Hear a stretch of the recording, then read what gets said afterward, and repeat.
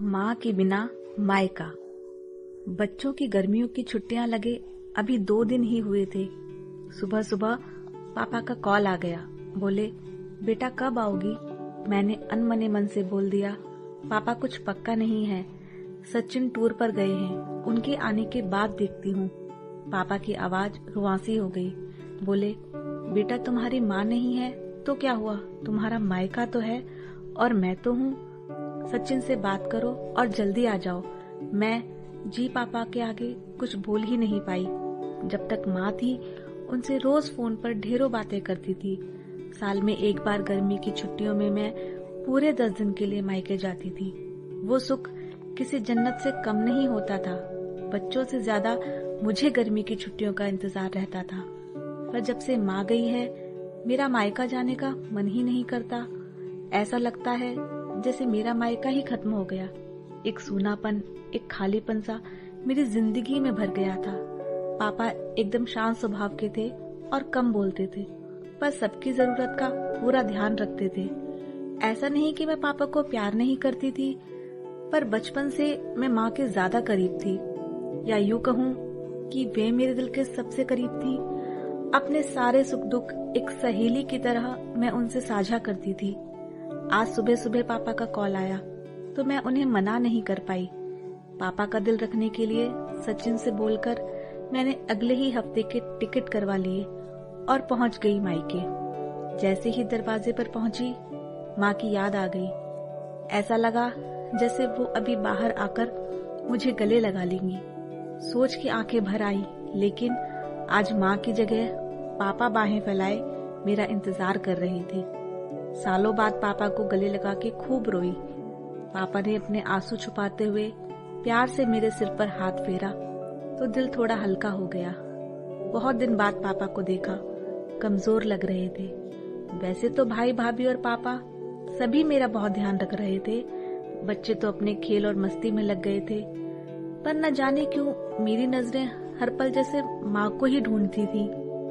आज भी पापा पहले की ही तरह रोज खाने के बाद मेरी पसंदीदा मटका कुल्फी लाना नहीं भूलते थे।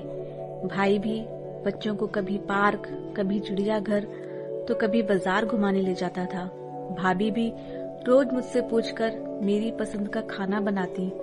सब कुछ पहले की ही तरह था, बस माँ नहीं थी। इस बार मायके में मेरा दिल नहीं लग रहा था। माँ की कमी मुझे बहुत खल रही थी। सचिन को कॉल कर मैंने 2 दिन बाद का टिकट करवा लिया। सबने मुझे रोकने की बहुत कोशिश की, पर मैं नहीं मानी। देखते ही देखते मेरे जाने का समय आ गया। आज शाम की ट्रेन से मेरी घर वापसी थी। मैंने सामान पैक करके रख लिया था, बस पापा का इंतजार कर रही थी। पापा न जाने सुबह से बिना बताए कहाँ चले गए थे। उनका मोबाइल भी नहीं लग रहा था। मन घबरा रहा था, बिना बताए आखिर गए कहाँ। इधर मेरी ट्रेन का समय भी होता जा रहा था। समझ नहीं आ रहा था कि क्या करूं। तभी पापा का कॉल आया और बोले, बेटा तुम लोग स्टेशन पहुंच जाओ, मैं सीधे वहीं पहुंच रहा हूं। हम लोग स्टेशन पहुंच गए। ट्रेन सही समय पर थी। पापा स्टेशन पर हमारा इंतजार कर रहे थे। उनके हाथ में एक बॉक्स था।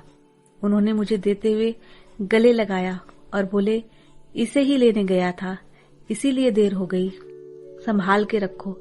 मैंने आश्चर्यचकित होते हुए पूछा, इसमें क्या है? पापा की आंखें भर आई। अपने आंसू पोंछते हुए बोले, तुम्हारी माँ का प्यार। कुछ समझती तभी ट्रेन आ गई। हमें ट्रेन में बिठाकर पापा और भाई ने विदा कर दिया।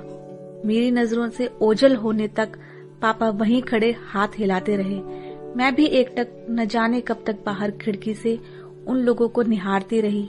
तभी बेटे ने आवाज दी और मेरे हाथों में एक चिट्ठी थमाते हुए कहा, मम्मी नाना जी ने ये आपके लिए दिया है। मैंने तुरंत चिट्ठी खोली। चिट्ठी में लिखा था, मेरी प्यारी गुड़िया रानी, जब तक तुम्हारी माँ थी तुम्हारी हर छोटी बड़ी बात का ख्याल वही रखती थी। मैं जानता हूँ मैं तुम्हारी माँ की जगह तो नहीं ले सकता, पर उनकी कमी पूरी करने की कोशिश तो कर ही सकता हूँ। आज तुम्हारी माँ होती तो हमेशा की तरह अपने हाथों से तुम्हारे लिए बड़ी, पापड़, अचार बना के साथ भेजती। माँ के हाथ का तो नहीं, पर उनके स्वाद जैसा सब सामान एक दुकानदार से बनवाने की कोशिश की है। उम्मीद है तुम्हें पसंद आएगा। और हाँ बेटा, माँ नहीं है तो क्या हुआ, तुम्हारा मायका और हम तो हैं। पहले की ही तरह तुम्हारा इंतजार रहेगा। ढेर सारा प्यार और आशीर्वाद, तुम्हारे पापा। चिट्ठी पढ़ते पढ़ते मेरी आंखों से आंसू बहने लगे।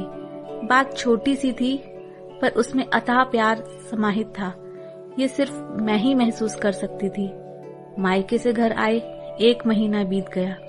अब पापा से रोज एक बार कॉल करके मम्मी की ही तरह घंटों बातें करती हूँ। दोस्तों, आपको ये कहानी कैसी लगी मुझे जरूर बताइएगा। और इसी तरह की भावपूर्ण कहानियां सुनने के लिए हमारे चैनल को सब्सक्राइब कीजिए, इस कहानी को, इस वीडियो को लाइक कीजिए और शेयर कीजिए। धन्यवाद।